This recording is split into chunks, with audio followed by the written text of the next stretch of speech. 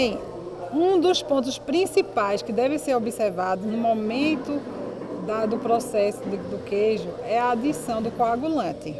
Esse coagulante, ele vai fazer com que as micelas de caseínas precipitem e vai formar uma massa coagulada. E essa massa é que vai dar origem ao nosso queijo. Então, inicialmente, tem que se observar a temperatura que esse leite se encontra, porque todo esse processo vai gerar uma questão muito importante no produto final, na questão do seu rendimento. Então, o leite, o ideal é que esteja entre 35 e 37 graus para que possamos adicionar o coagulante. Então, o coagulante é adicionado de acordo com a recomendação do fabricante.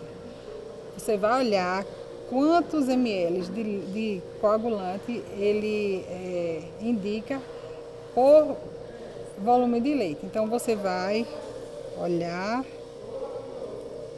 adicionar, estamos simulando esse coagulante.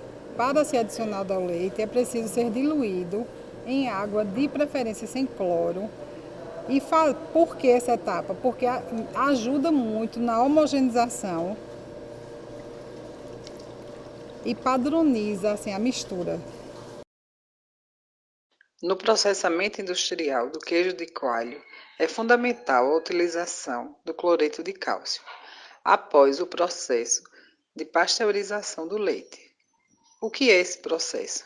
É o aquecimento do leite entre 72 a 75 graus durante 15 a 20 segundos, que é a pasteurização rápida, ou o aquecimento entre 62 a 65 graus durante 30 minutos, que é a pasteurização lenta. Então, esse processo irá eliminar os micro-organismos patogênicos presentes no leite, para que possa ocorrer o processamento. Só que nesse processo, o cálcio, que ajuda na agregação das micelas de caseínas para formar a massa coagulada, fica indisponível no meio, dificultando então esse processo. Então, após adicionar o coagulante no leite, nós iremos esperar de 30 a 40 minutos que todo esse processo ocorra. Por quê? O que é que vai acontecer aqui? Acontecer a coagulação. O que é a coagulação? É a transformação do leite, que é um líquido, em um gel. Decorrido esse período, iremos verificar o ponto da coalhada, que deverá apresentar um aspecto firme e brilhante. Com isso, introduziremos uma espátula na coalhada, na massa coagulada, e observaremos se está firme. A partir daí, nós iremos iniciar o processo de corte da massa. Confirmado o ponto da coalhada, deveremos realizar lentamente o corte da massa, no sentido horizontal e vertical, para deixar a coalhada em forma de cubos, no tamanho médio de 1,5 a 2 centímetros. Essa etapa é muito importante na textura e no rendimento do queijo. O queijo de coalho, de acordo com a legislação, é classificado como queijo de média a alta umidade, de massa semicozida ou cozida. Portanto, é de fundamental importância a realização adequada do corte da massa, considerando o tamanho do grão. É ideal para manter as características desejáveis para este produto. Em relação ao cozimento da massa, é opcional, podendo variar por região. No processo que estamos apresentando, não ocorreu o cozimento da massa. Após o corte, é realizada a primeira mexedura, que é feita para evitar que os cubos venham a se precipitar ou fundir entre si, o que dificultaria a retirada do soro, que é realizada lentamente inicialmente, aumentando ligeiramente a velocidade à medida que os grãos forem se agrupando, durante 10 a 20 minutos.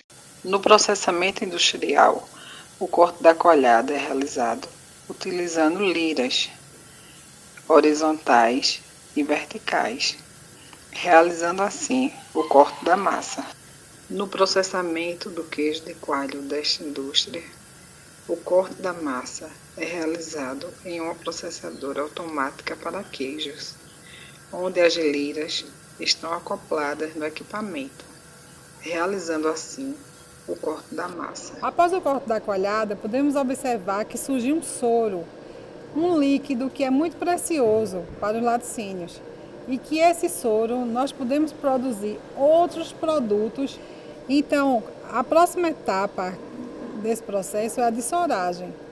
No tanque de produção, essa massa é colocada toda no canto do tanque e o soro vai reduzindo, né, vai escorrendo dessa massa e ficando uma massa bem firme. Aqui nós não temos esse tanque, mas nós vamos apresentar para vocês como podemos dessorar essa massa. Com o auxílio de uma peneira, retira o excesso do soro.